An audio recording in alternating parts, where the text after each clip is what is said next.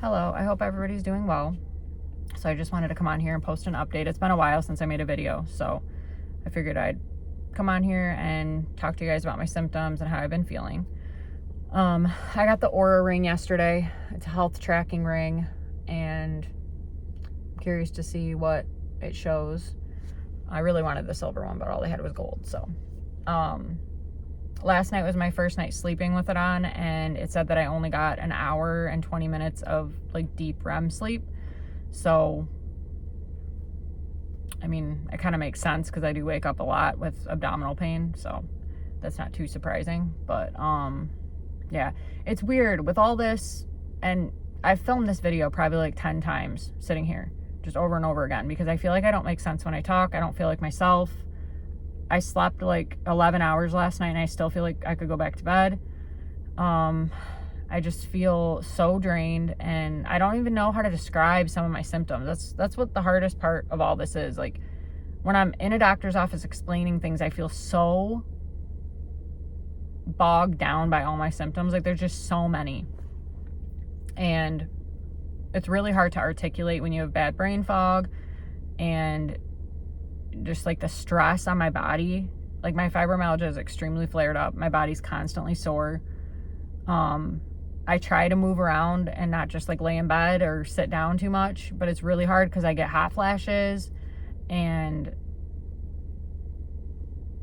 I get a high heart rate, and I just feel so fogged and like detached right now. It's very weird. So trying to navigate that on top of my symptoms and like trying to eat and trying to get enough sleep and all this, it's a lot.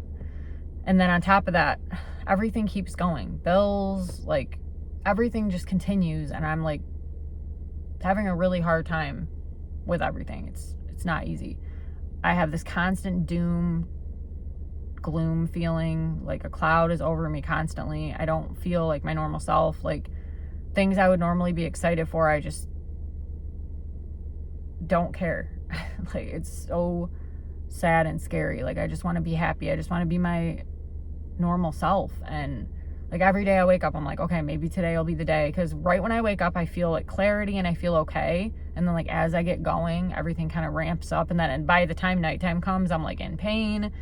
I feel so heavy, but from all my symptoms, my fibro is like completely out of whack, flared up. I'm so sore and fatigued, and all my muscles hurt, and it's like a deep, deep pain. Like it's really hard to navigate. It's really hard to talk about because there's just so many things.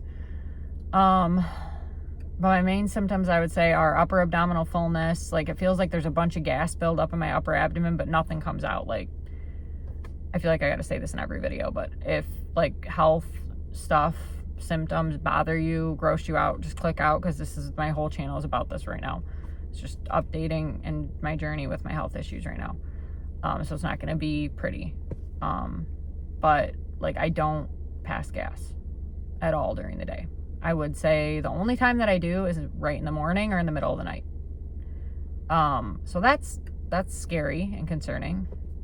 It's like it all sits up here in my upper abdomen, like right under my rib cage. It all just sits, and I'll get pressure in my chest. My throat feels tight because of all the like gases building up. I'm still having diarrhea, which really doesn't make sense because, and I'm eating. That's like one of the main reasons I wanted to make this video, but hence the brain fog. I like cannot speak like I normally do. So it's really hard to make these videos. That's why I haven't really been keeping up on it, because it's stressful just even talking about this stuff, but I really want to document everything to the best I can. But yeah, like I'll have a thought and it'll just go away. And I mean, that is a symptom of fibromyalgia. So it could be my GI issues are flaring up my fibro and ramping up the brain fog, and everything's just kind of like, my body's just so stressed right now that it's just really hard to articulate my thoughts. Like I already forgot what I was going to say, but I'm not going to re-record this because I will literally never post it if I keep re-recording. So oh yeah, I'm eating now. I'm not on the elemental diet. After my gastric emptying study, I started the Xifaxan, and I had to eat with that. I couldn't be on the elemental, so I had to eat. So I don't eat much, and I don't have a variety of foods that I can eat. I eat typically, like in the morning, I'll have like oatmeal or eggs and a piece of sourdough. I try to stay like gluten-free, low FODMAP to the best of my ability. I don't even know if like low FODMAP would benefit me. I don't know what's going on. Like, I have a partial diagnosis.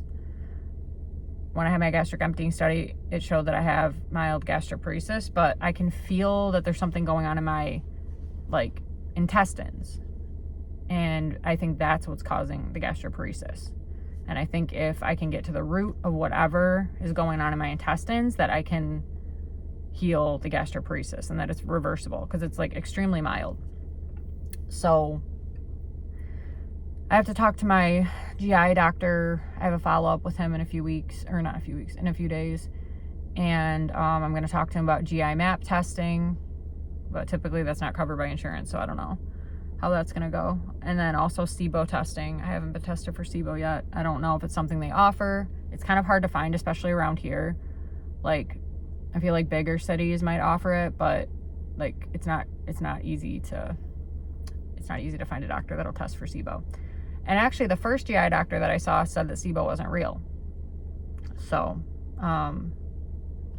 thank God for TikTok. I've learned a lot on TikTok about like gut healing and other people like me that were failed by Western medicine and that are kind of just on their own trying to figure things out. That's how I found out about GI map testing. And, you know, there's a lot of people on TikTok that talk about like advocating for yourself and how to do that, because like when you've never had a health problem and then you suddenly do, it turns your world upside down. And like advocating for yourself isn't something that's easy. It's not something that you just know how to do. Like, it takes practice. Like, these doctors are so full of themselves, they don't want to listen, but you're the one in your body, you're the one that knows what's going on in your body. Like, you can feel it. You have the symptoms. You're waking up every day in the suffering. Like, they're going home every day to their families and eating a delicious meal while you're sitting eating 2 eggs and a piece of bread every day. Like, I'm grateful that I can eat. Don't get me wrong. Like, I've noticed my symptoms have improved since I started eating. Like, I'm not about to pass out every day. I'm not, you know, laying in bed all day long. Like, I can do things now. But, you know, in the back of my head, I'm like, are all these symptoms going to come back? Like, I don't know what the root is. I want to get to the root cause. And they just want to like give you antidepressants or give you this medication or that medication. Like, I was literally given pancreatic enzymes, but my pancreas was never checked. Like, how do they even come up with this stuff? So I don't know. I'm still researching. I try not to research too much because I get really bad research fatigue. I still have to get retested for H. pylori to make sure that's gone. I got a little blood test thing. You just prick your finger, and it's supposed to be pretty accurate from what I've seen from the reviews, but it was like really cheap, so I don't know. But it came back negative with the blood test, so I don't know. He's probably going to order a stool test for me when I go see him for my follow-up, and, you know, see if the H. pylori is gone.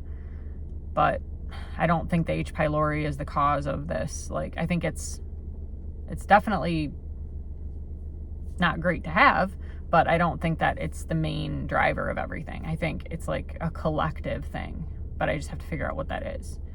And the GI map testing is very expensive, so I'm really hoping that there's some kind of loophole where I can get my insurance to cover it, or at least cover part of it, or maybe my doctor knows something. I don't know.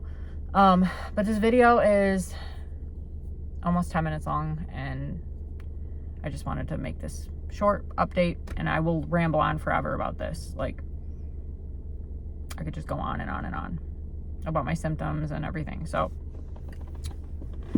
as always, comment below if you've struggled with something similar, or if there's some kind of test that you think I should get that might help give me some insight. But I will talk to you guys in the next video. Bye.